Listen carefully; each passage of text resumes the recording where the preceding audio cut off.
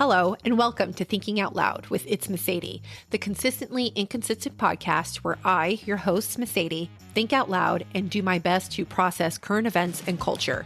If you want to join the conversation and access exclusive content, join the community at itsmeseidy.locals.com. Let's get into it.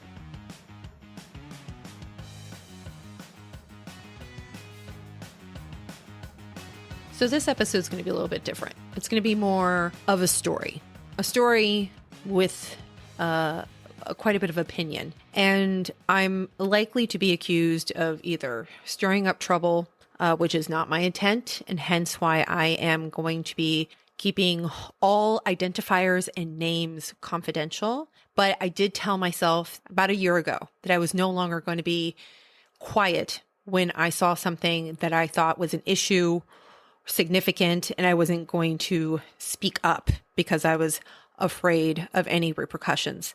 I'm done with that, and so this is where we are today.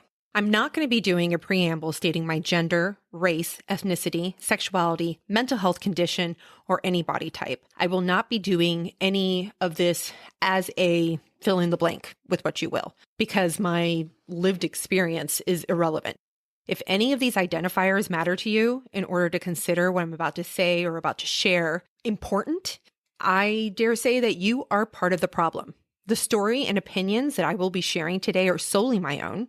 I haven't discussed this with anyone. I haven't coordinated anything.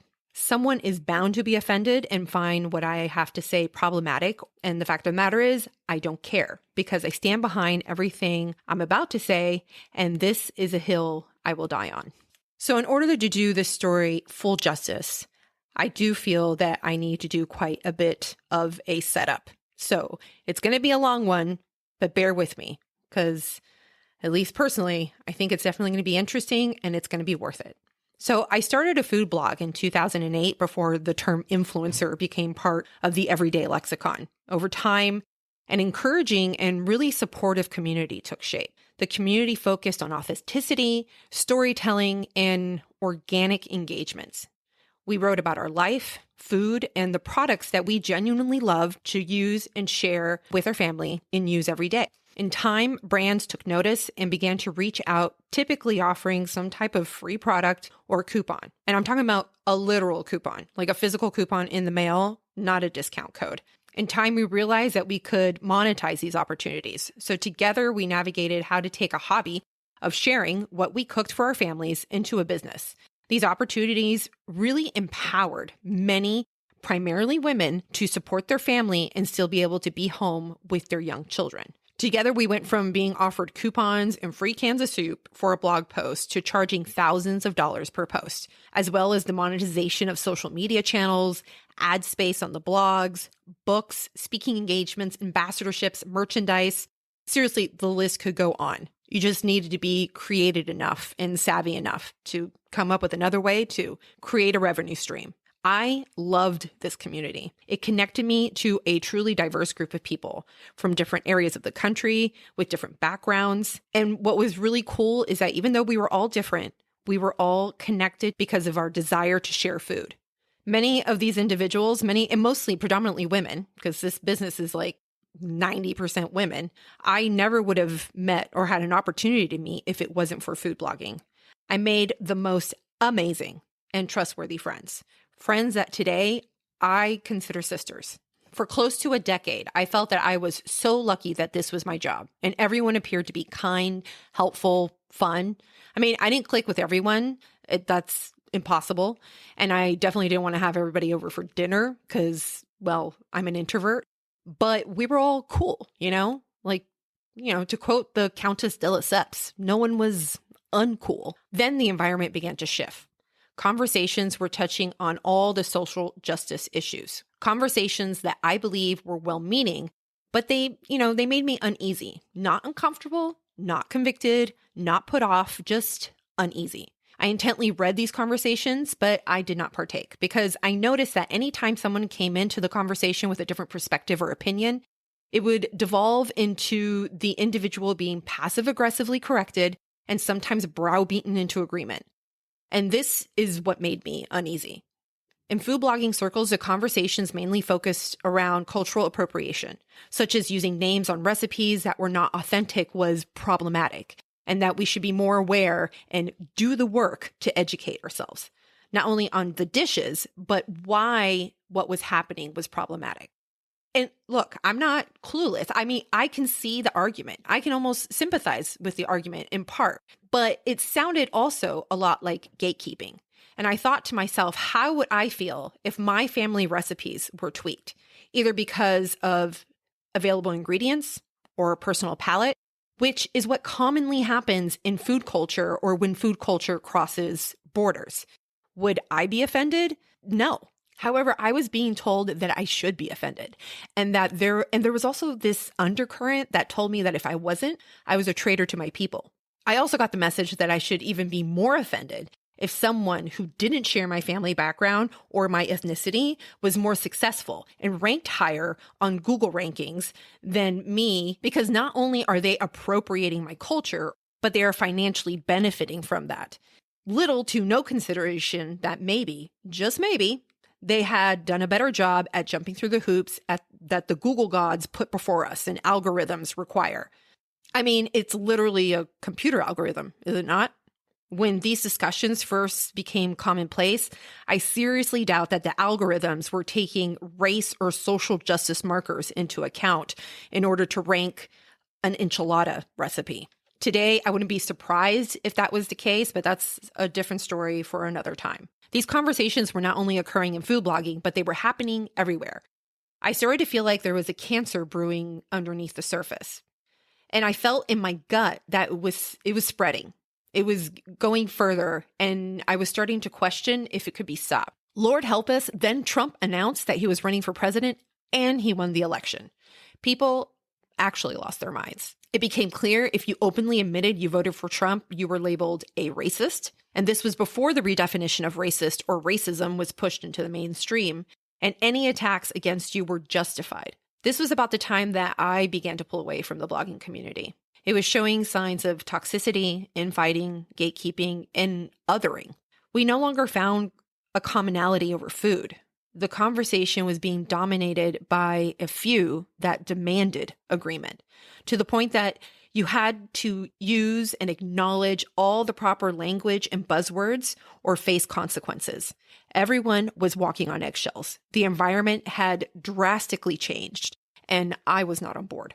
Social media and news was literally littered with stories of individuals being verbally attacked, doxxed, and losing their livelihood because of something they had said, an opinion they held, or an organization they donated to. That was completely acceptable a few months prior, but now problematic, dangerous, or even violence. Then 2020 arrived, and Lord, pray for us all. 2020 is a year that literally everything hit the fan, like everything, okay? And I mean, honestly, all you have to do is say 2020 and it's everybody groans. And all the flung in every direction. No one was safe. Opinions and words had to be so on point and in line with what the loudest deemed acceptable or true. The tensions were palpable. The discussion online was beyond unhealthy. And I thought to myself, what the is going on? Like, what is happening? Having been a political and historical junkie all of my adult life, I had an idea, but I wanted to be sure that what I was seeing was founded in fact and not emotion. Because I was feeling a lot of emotion at the time. I was stressed, scared, I was anxious, and if I spoke up or said the wrong thing, that I could be next. I needed a break from this hysteria in the comment threads and Facebook groups. Furthermore, I required a break from the community and blogging itself. I needed to know, I needed to figure out what was going on. I wanted to know what was happening. So I took a step back from food blogging and I immersed myself in reports, articles, books, podcasts, documentaries. Like, I just consumed information and anything I could get my hands on that could help me understand what was happening. I consumed information from across the spectrum, sometimes reading from sources that made me want to literally scream. But I prioritized being informed and I chugged on. I spent that time researching, learning, and honing my views and opinions. And in time, I started a side account on Instagram called It's Meseidy, where I shared these views and my opinions. What was interesting was that some of my blogger peers followed my new account. And some lurked. I saw you watching my stories. But what was fascinating was how many followed me and began to engage in conversations and share opinions in my DMs, conversations that they would not have in public, not because there was anything wrong with what they were saying, but because it challenged the authoritatively enforced opinions. So 2 years go by, okay? We're in current day. And, it'd been 2 years since I stepped back from blogging. And it wasn't because I no longer enjoyed it, but it was because it just wasn't a happy place. And the story that I am about to share will demonstrate that arguably it's still no longer a happy place. But after 2 years, I missed blogging. I'm not going to lie. I have been making bread, cheese, canning from our garden. We even got freaking chickens, okay? I got a lot of eggs that I got to figure out what to do with. And even though it would be a departure from my usual content, I wanted to share it. However, after being out of the loop for 2 years with food blogging, algorithms, SEO, and literally like so many other things, you guys think we're just sitting around in pajamas, but it's so the opposite. I was so very behind in technology years. 2 years is a lifetime. So I went and I texted some friends and I asked them if they would recommend some informative food blogger groups. Someone to kind of get me up to date with what was going on. I was reluctant, but I was hopeful. So shortly thereafter, I received an invitation to a group. This group focused on being transparent about running their blog business. And I knew many of the members personally, or I had known them over the years online, many of them very successful and well-known bloggers. And I was confident that they were up to date with the latest technological and business practices when it comes to blogging. So I requested to join the group. Shortly after the conversation, another friend, completely unprovoked, commented about a conversation happening in this same group that I had literally just joined and sent a request to. And apparently there was some drama and a member was getting piled on.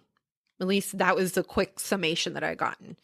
Then I saw a comment from another friend that said something along the lines of, did you know that sponsored work compensation is being determined by race? And that's a summary of what they said.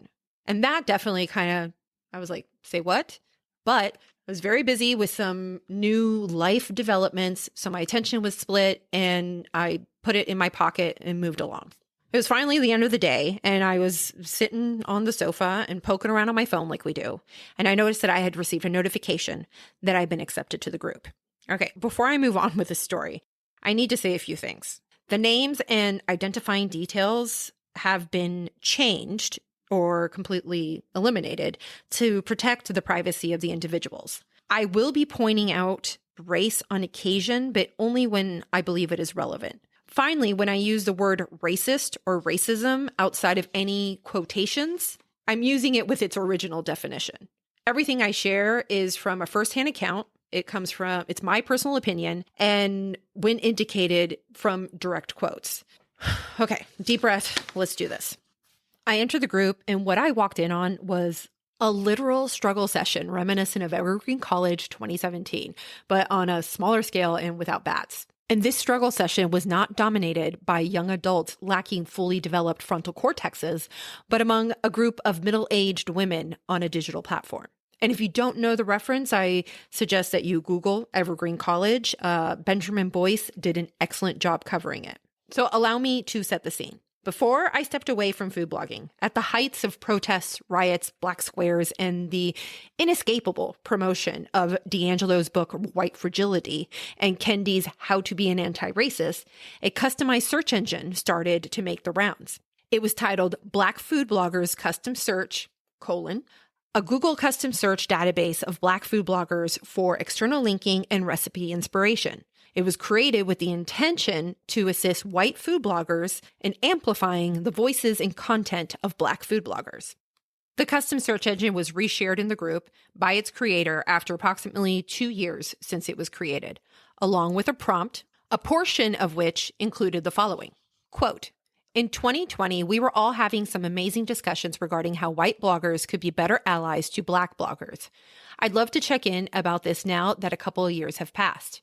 There were lots of specific plans and ideas, evolving also into conversations about cultural appropriation and blogging in general. And I'm wondering how it's going for you now, 2 years later. What kinds of things have you, parentheses, if you're a white ally, close parentheses, put in place?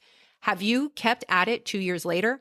If you are a Black blogger or blogger of color and willing to share, have you noticed any improvements in this landscape or things still lacking? Has anyone come across any resources or people that have been helpful for you? End quote. Okay, so we're off to the races, like figuratively, and I guess also literally. I don't know. Anyways, first the conversation starts with replies of thanks from Black members for resharing the search engine and prompting the conversation again. They share how there was initially so much enthusiasm, but unfortunately it has died down. And with each reply, the post author, who is white, chimes in with an enthusiastic and dutiful response of thanks. Slowly, white members enter the conversation. Some declare that they are still sharing Black bloggers' content and that they make sure that the content that they share is from a diverse group of creators. But others confess to falling away from the intentional sharing of Black food bloggers' content. One is even thankful for being held accountable. And then the first self-flagellation makes an appearance. Quote, I will own up to the fact that my very intentional anti-racism work has basically come to a halt. Not intentionally, but that doesn't matter. I have definitely had tunnel vision in my business the last year plus, and I can own that I have not kept the momentum. Black creators don't have the privilege of forgetting what they're up against. And if I am truly an ally, I need to be doing the work always, not just when the conversation is loud. Thank you for posting this. I am recommitting to being intentionally a better ally to our Black colleagues. The post author replies, quote, thanks for chiming in. I feel similarly, and you put my thoughts into words very well. I set myself up with tools in order to be able to integrate anti-racist work in my blog, specifically without too much extra work, like CSE, which means custom search engine, and following and interacting with Black bloggers on social, etc. And I've kept up with those, but I took a step back from being truly intentional with my growth. The, quote, extra work is something our Black colleagues often don't have the option of stepping away from or automating, end quote. The conversations continued for a bit. There was a reply, a response, some acknowledgement, a confession, with declarations of needing to do better. There was even a little banter between two white members about how they welcome every opportunity to argue over racial injustice, love to respond to, quote, those people, and celebrate any time they lose followers after they school someone in social justice. School being my word, not theirs. This is when the meat of this story takes hold. This is when I noticed replies to a comment that had been deleted. And I later learned that the comment was deleted by the author, not the admin. And at this point, the post had been up overnight. So I scanned the thread to make sense of what had happened, what led to the comment being deleted, and what were the responses that I was reading. Like, what were they in relation to? That is when I remember the messages that had popped up the day before that reference what appeared to be this thread. So I went back and scanned my text messages, and I found screenshots of the deleted comment. The comment, which came from a white member, provided a, quote, alternative perspective. So from here on out, I'm going to call this member Sam. I read the comment, and the tone appeared genuine and even sympathetic to the conversation. But in a struggle session such as this, the biggest mistake that you can do is provide a alternative perspective. Intent, sincerity, and lived experience didn't matter. Sam may not have realized it, but she was about to run through a very hostile gauntlet, and all that waited at the end was a sword that Sam was expected to fall on. So Sam presented the alternative perspective, the possibility that it was not that whites don't want to support other food bloggers of any color or any spectrum of diversity, but that the culture and the practice of food blogging had changed. Sam points out that many food bloggers no longer share other bloggers' content anymore. The share groups from the past, there used to be these Facebook groups where all food bloggers would join and we would post our content and share it. Those are no longer beneficial. They don't help performance because of algorithm changes. And Sam realized that sharing her own content on her platform was better than sharing content from other people's platform. So it stands to reason that she would practice what's best for her business. Sam was being sincere, and Sam wanted to help. She wanted to do better. And she asked if there was any missed opportunity to share Black bloggers' content that maybe she had not considered. And allow me to just insert here really quick that what Sam said is all true. Before I stepped back from blogging, this was also my experience. And I've heard very similar stories from other bloggers who are still active. It's your own content tends to perform better on your own platforms. Okay, so Sam is currently at the mouth of this gauntlet, this metaphorical gauntlet, okay, about to step in. Sam then proceeds to share a story about her spouse leaving his full-time job to join the blog. Sam's spouse is a minority, or what the world now categorizes a POC, which is a person of color, if you're unfamiliar with the acronym. Sam's spouse doesn't work in the background of the blog like most spouses do. Sam's spouse joins and even starts to contribute to the blog. This is when she steps into the gauntlet, still completely unaware. Not because she isn't smart, but because she is sincere. So Sam is caught off guard by what happens next. Sam's comment continues, quote, "I only just added him when I found out how much less I'm being paid for sponsored opportunities as a white woman versus other bloggers who are a minority. Parentheses, whether that is because of their sexuality or their ethnicity. Close parentheses. I'm close friends with 3 people in the PR industry who work directly with influencers and bloggers. They shared with me how much more those who are different minorities are charging and how most with half of my traffic are charging double. Most marketing companies these days are pushing for a diverse group of influencers to be used on campaigns and are paying those who are a minority a higher rate as they are in more demand. Since hiring my husband, I have gotten 3 times the amount of sponsored offers coming in, specifically mentioning that they would like my husband to do recipes with their products. They have also offered a higher rate from the initial start of rate conversations and have agreed to a much higher rate than I was previously able to get by myself with the same amount of traffic," end quote. Now, I acknowledge that her account is anecdotal, but I believe Sam to be sincere and have no ill intent with this comment. She's merely sharing her experience and contributing to the conversation. But I do have a small critique, and it's not an attack on Sam. I'm just providing another perspective, or maybe something that we haven't thought of. Sam appears to chalk the difference in pay up to supply and demand. And I can sympathize with this sentiment. I am a capitalist after all. But let's be honest, supply and demand is not inherently good or inherently bad. It's just a reality. However, there have been many instances in history when demand for immoral actions were unfortunately paired with a willingness to supply. Let me be clear.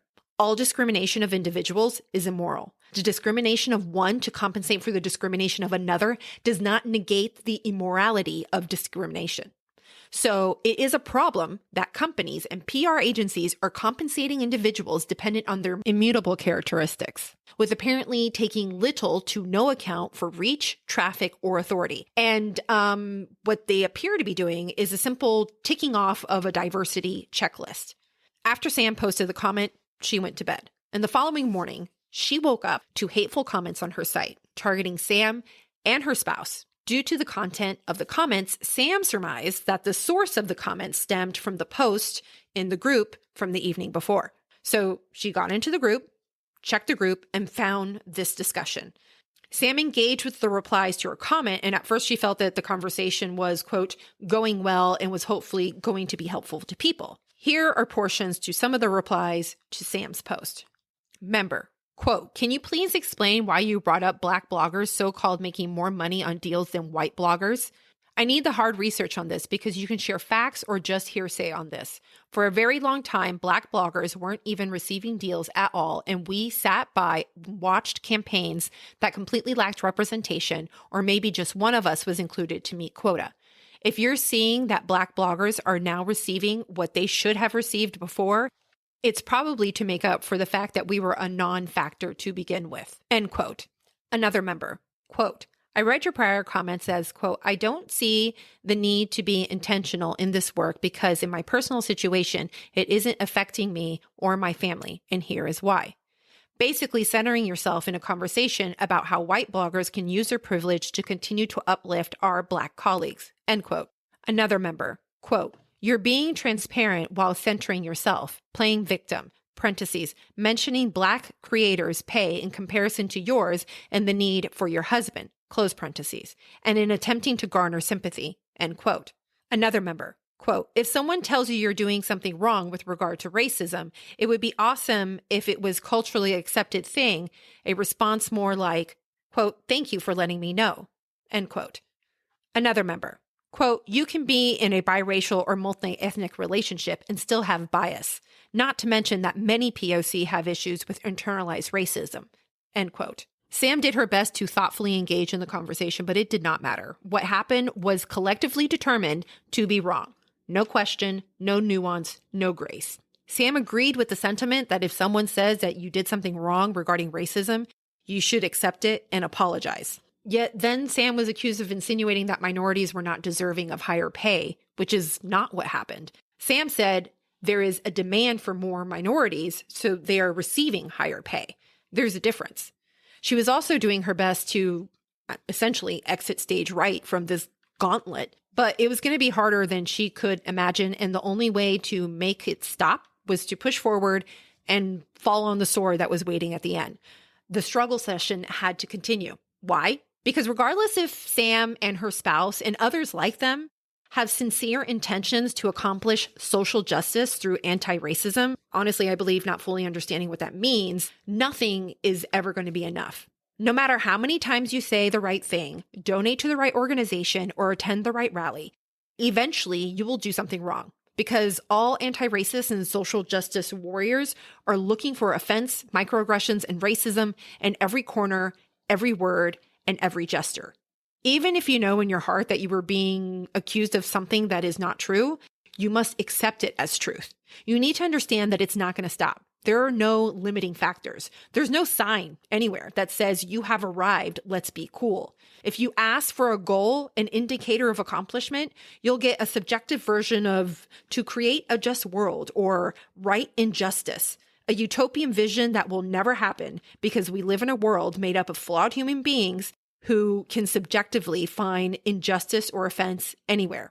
Sam continued to get hostile comments on the blog, on socials, and through email. Comments that accused Sam of using her spouse. And they rushed to delete and block the comments.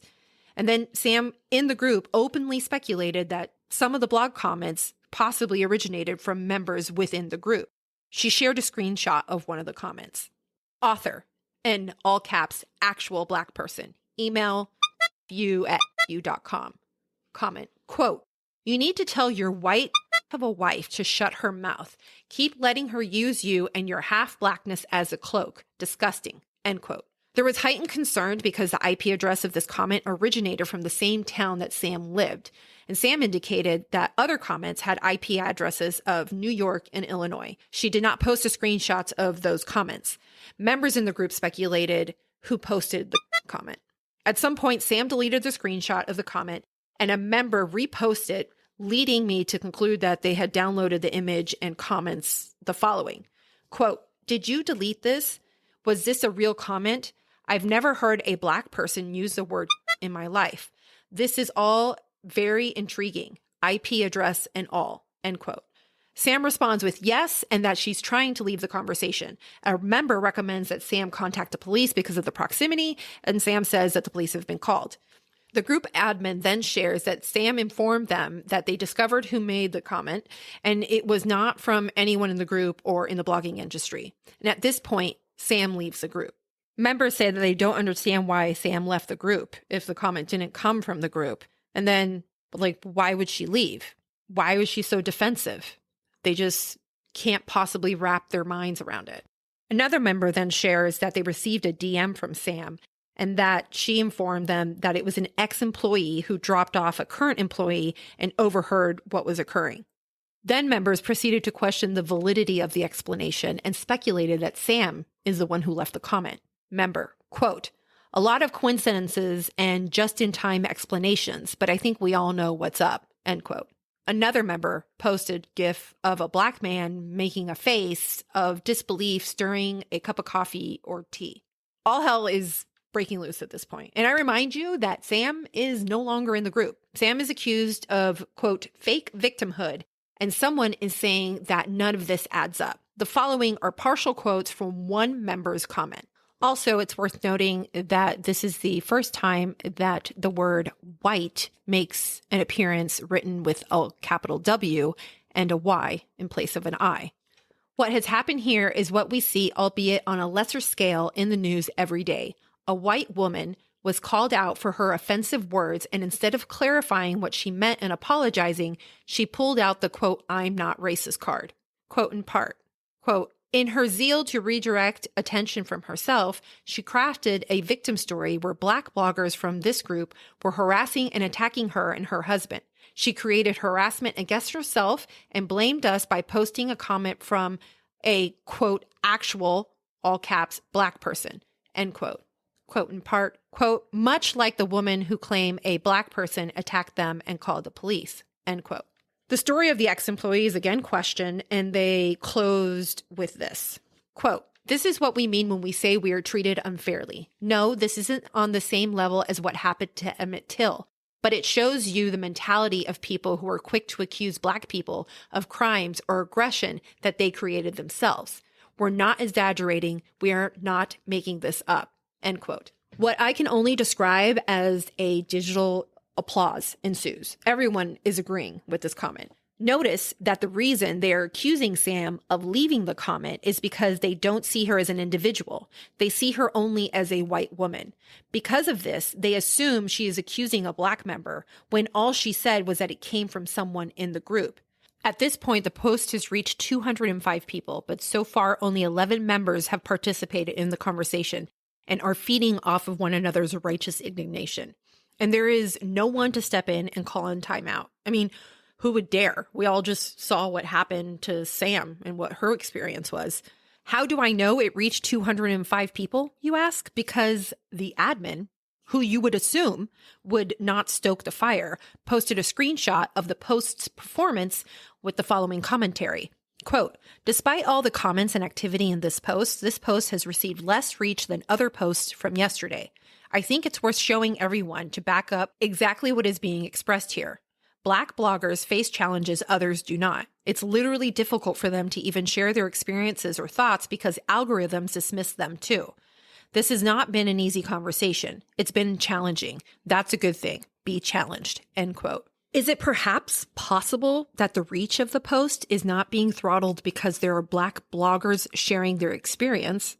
Maybe it's because there are algorithms that flag posts with heated conversations. It's hard to know all the ins and outs of algorithms. Typically, the more engagement on a post, the larger the reach. However, there are exceptions. Regardless of what side of the aisle the conversation is coming from, social media has throttled the performance of a post if the algorithm senses or says that it can result in heated emotions through conversations. This is what happens when you say feelings cause trauma, words are violence, and advocate for social media platforms to censor speech. A member commenting for the first time enters the chat. I guess it's not a chat, the thread. Anyways, enters and says something that needs to be said. And I'm not going to read the entire thing because I've had you here long enough and this comment is very long. But here are quotes from portions of the comment. Quote, "Saying that people of color, especially Black people, should ask for more doesn't mean this will translate to our Black blogger friends getting paid more." I mean, newsflash, asking for more doesn't mean it will translate into anyone being paid more, but let's continue. Quote, "This is like blaming Black people and other people of color for getting paid less," end quote. Another portion, quote, "If it wasn't the intent to blame Black bloggers for being paid less, that's the impact of the comments. Parentheses, please read on intent versus impact. I'm tired of seeing comments, 'Oh, I'm so sorry, I didn't intend to do that.' That's not a real apology," close parentheses, end quote. Sam never blamed Black bloggers for being paid less. The comment goes on, and finally it closes with this. Quote, "We don't always do or say the right thing, but we can learn from our mistakes and be grateful when someone calls us out. Know that when a Black blogger or another blogger of color calls you out, most of the time, parentheses, if not all of the time, close parentheses, it's done out of love because they want you to do better. It's easier to not say anything and give up on the conversation. Know that, all caps, free emotional labor is being expended all caps, all times, end quote. A member replies applauding the comment and complimenting on how, quote, eloquent it was. They are promptly corrected because, quote, commenting on my eloquence isn't a compliment. I know your intention and I'm happy to share articles on how problematic this is, end quote. Response, quote, oof, you're right. I'm aware of it already. Really appreciate the reminder. I'm sorry, end quote. Then there are some side conversations asking what's the deal with the spelling of white, capital W, and with a Y, which created a little side struggle session. Then a member pointed out how rampant cultural appropriation still is in the food blogging industry. And there was a quick flurry of sharing TikTok social justice accounts, how awesome and beneficial social justice TikTok is. That's a hard one to say. And, quote, social justice TikTok is my jam, end quote. Suddenly, Sam is back in the chat with a new member icon. Reminder, okay? At this point, Sam has been accused of making up the entire story of the comment. Sam recaps the day's events and shares that they had woken up to hateful comments on a sponsored social media post of a longtime client. Sam and her spouse were quickly deleting comments and double-checking that there weren't any additional comments anywhere else. At this point, Sam's ex-employee, who turns out to be an underage family member, is dropping off their parent, a current employee of Sam's, when they see what's happening and they jump in to help with the comments. Turns out the ex-employee, who is a minor and a family member, is who left the comment. They did this because they were still mad that they had been let go 2 weeks prior for being late and calling out. Sam did not immediately share this information with the group because she was embarrassed that this person could say something so hateful and untrue. And also, this person is a family member and a minor. The kid finally confessed after the police were called and they realized that the IP address could be tracked. Although the mystery of the comment had been solved, there were still questions about the original comments on the social media posts, plus the 2 additional comments that originated from Illinois and New York. This is when Sam shares screenshots of those blog comments. Author, need help? ? Email, a@aol.com. Quote, hey, are you being held as a slave by your white master?